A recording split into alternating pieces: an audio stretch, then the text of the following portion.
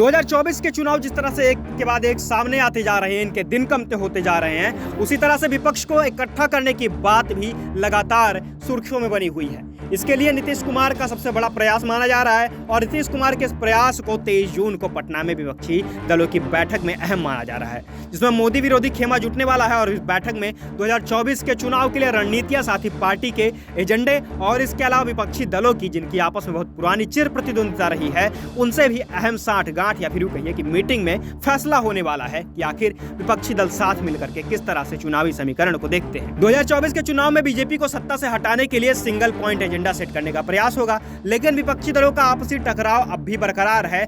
पर यह राह बहुत आसान नहीं मानी जा रही है, क्योंकि ऐसा करना अपने आप में एक बहुत ही महत्वपूर्ण चीज है। बिहार के मुख्यमंत्री नीतीश कुमार ने 23 जून को विपक्षी दलों की बैठक बुलाई है। यह बैठक अहम है। इसमें कांग्रेस के दिग्गज नेता के अलावा देश भर के अन्य पार्टियों के 15 बड़े पार्टियों के नेता शामिल होने वाले हैं। इसमें राहुल गांधी, पश्चिम बंगाल के सीएम ममता बनर्जी, मल्लिकार्जुन खड़गे, दिल्ली के मुख्यमंत्री अरविंद केजरीवाल, तमिलनाडु के CM MK. Stalin, Sharad Pawar, Uddhav Thackeray, Akhilesh Yadav, Farooq Abdullah और महबूबा मुफ्ती समेत 15 पार्टियों के सबसे बड़े नेता शामिल होने वाले हैं। पर इसके साथ ही नीतीश कुमार का प्लान 50 साल पुरानी राजनीति का वह अध्याय दोहराना है जिसमें जेपी के नेतृत्व में संपूर्ण क्रांति हुई थी और इसके तहत सभी विपक्षी दल एक साथ आए थे। नीतीश कुमार फिलहाल उसी पार्ट को दोहराना चाहते हैं, लेकिन सवाल अब भी यही बना हुआ है कि क्या उनकी यह कोशिश पूरी हो पाएगी और पार्टियां आपस में विवाद नहीं करेंगी, क्योंकि पार्टियां एक दूसरे के ऊपर शुरुआत से हमला बोलती चली आई हैं और अपनी राजनीति चमकाने के लिए उन्होंने एक दूसरे को ही लताड़ा है।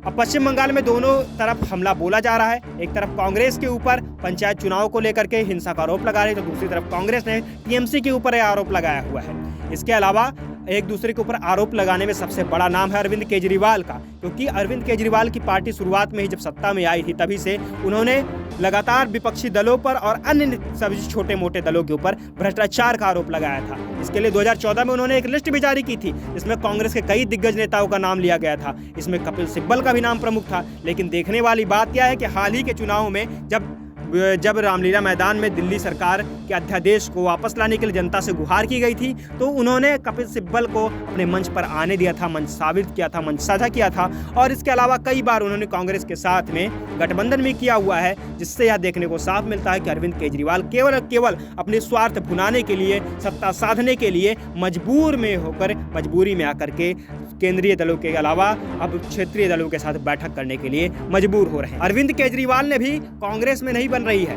आम आदमी पार्टी के नेता ने दिल्ली के ट्रांसफर पोस्टिंग को लेकर केंद्र सरकार के अध्यादेश के मसले पर जब कांग्रेस से समर्थन मांगा था, लेकिन कांग्रेस बिल्कुल इस मामले पर चुप्पी साध गई थी, उनसे कुछ नहीं बोला था। लेकिन इसके साथ ही केजरीवाल कांग्रेस पर हमला करने में कोई मौका नहीं छोड़ा है। राजस्थान के सीएम अशोक गहलोत और बीजेपी की वसुंधरा राजे के मुद्दे पे भी उन्होंने ऐसे ही बात एक तंज कसा था। उनके बीच भाई बहन के रिश्ते वाला बयान इसका ताजा उदाहरण है कि केजरीवाल भी किसी को छोड़ने वाले नहीं हैं, क्योंकि उन्हें भी अपनी राजनीति चमकानी है। अब महाराष्ट्र में ऐसी ही हालत बनी हुई है, क्योंकि महाविकास अघाड़ी गठबंधन में सीट शेयरिंग को लेकर सबसे बड़ी पेच फंसी हुई है। शरद पवार ने हाल ही में साफ कर दिया था कि सीट शेयरिंग के मामले पर अभी तक क्या कोई खास खुलासा नहीं हो पाया है और पार्टी किसी नतीजे पर नहीं पहुंची है।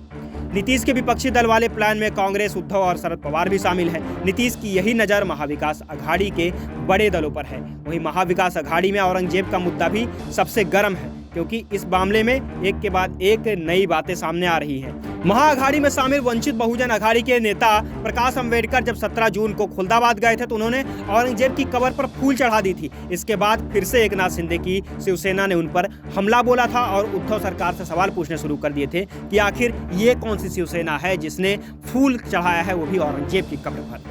अब सवाल यह है कि 2024 की लड़ाई में ये विरोधी दल पीछे छूट जाएंगे, अपनी राजनीति करने के लिए वे पुरानी वैमनस्यता और दुश्मनी को भुला देंगे, या फिर विरोध नरेंद्र मोदी के आगे से ये नतमस्तक हो जाएंगे और आखिरकार ग्रैंड अलायंस का सपना सिर्फ सपना बनकर ही रह जाएगा।